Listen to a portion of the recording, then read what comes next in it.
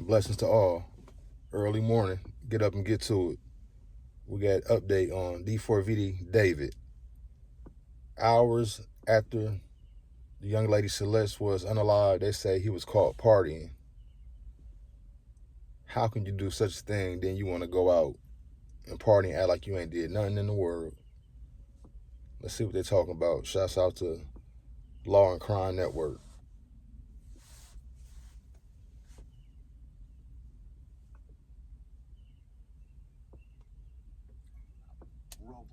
Roblox is under fire for allegedly not taking adequate safety measures to protect children Yeah, on we its don't want to hear about platform. Roblox. Get to the store.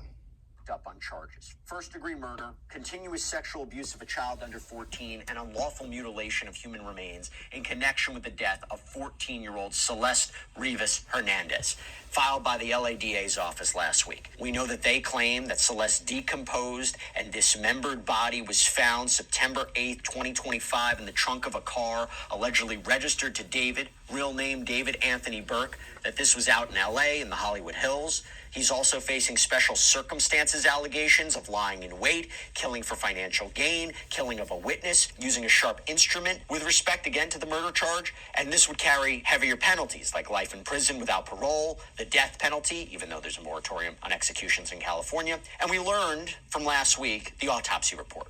The autopsy report was released, citing that Celeste's official cause of death was multiple penetrating injuries, the manner of death homicide. We did a whole sidebar with forensics examiner Dr. Mary Jabelik. If you want to check it out, you can see it. It's on Law and Crime's YouTube page. We also put the full...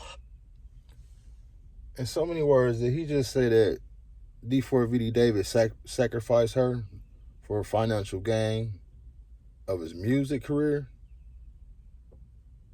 That's kind of like satanic. That's crazy. Autopsy report on our app, Law and Crime Plus, as well, if you want to watch it, if you want to see it. And now today there's a hearing. And this is described as a status conference, so kind of like a check-in before the scheduled preliminary hearing this Friday. We had a reporter in the courtroom. We're going to break down a little bit later on what happened today, what you need to know. But going back to Friday, if that date sticks for the preliminary hearing and it doesn't change, that's going to be big. Because by law, the prosecution has to present enough evidence to support the charges. It's a probable cause standard. It's a lower standard. It's a low bar. You're not trying to...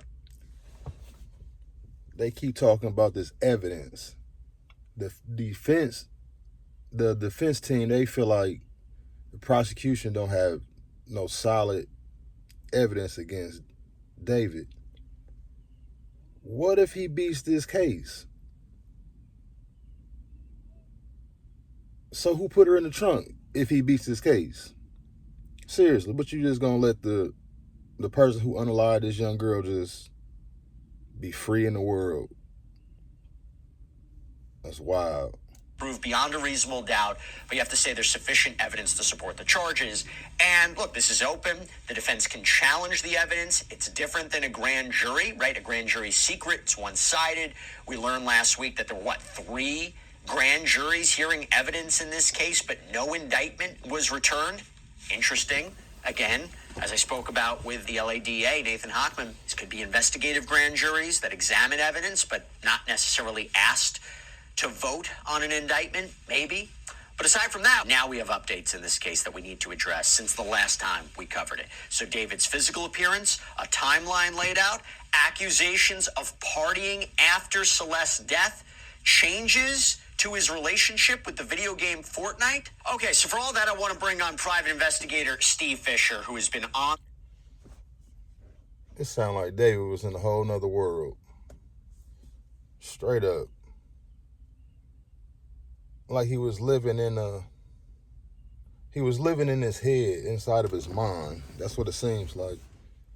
Like he made up his own sadistic fantasy, just the way how he was moving.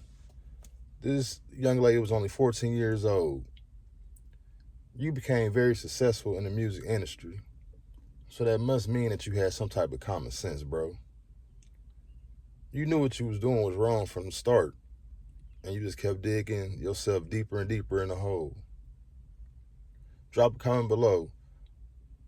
You guys, what do y'all think was going through this man's head for him to keep doing what he was doing with this young lady, knowing that she was underage. She was supposed to be at home. She ran away. He could have took her home, but he never did. He never did. On the ground in LA, looking into this case for months. Steve, thank you so much for taking the time, as always. First, I want to talk about, his court appearance and his physical appearance. I thought it was interesting, these requests that were made from his defense counsel, seemingly from him. What did you learn about what David requested regarding his physical appearance in court? Well, they filed two motions. The one, they filed a motion for him to wear civilian clothing. Specifically, they said it would be pants and a button-down shirt. That was denied. So he will be in a prison jumpsuit unless something changes. And then the attorney filed another motion for him to get a haircut by the LA Sheriff's Department before the hearing Friday. And that was granted. Approved. That was approved. Right. What I found interesting is that those are the two motions they filed. There was no motions to unseal the 54 search warrants. And I want to explore that for a second about why they did that. Before I even get into that, just going back to his physical appearance, I'll just say, look, it's not unusual for criminal defendants or particularly celebrities who want to look a certain way in court, particularly if there's photographs, if there's video. But why do you think he wanted this? I mean, you've been studying him, investigating him for months. Is David somebody who cares about his appearance overall? One thing I've always noticed, and especially like Man, he always looked raggedy to me. Like, he got that wild child look. You asking for a haircut for you could have an appearance of a clean cut type of individual, but you were never a clean cut type of individual when you was out in the free world. Like, your hair always is wild. You got that wild look. All of a sudden now you want to look clean. I don't know if that's gonna help you, bro.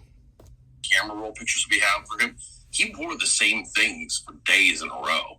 He didn't seem like a really hygienic guy, I guess you could say. And it's funny that he wants it now, especially since this is not televised. Cameras aren't allowed in the courtroom because of the child imagery. Specifically, it won't be going forward. So it's really interesting because all there's going to be is a sketch artist. I think he's a narcissist. I think he wants to keep his persona for the people that do show up in the courtroom. I don't know. Maybe it's being driven by his attorneys, but I don't think so. I think this is him. Let me go back to the other part that you mentioned. So you note that his team didn't file motions to unseal all of these search warrants in this case. Talk to us about how many they are and what you know about that. Yes, I went yesterday and I found out there's... Hiring shouldn't be a job in itself. With Upwork, it isn't. Upwork is the...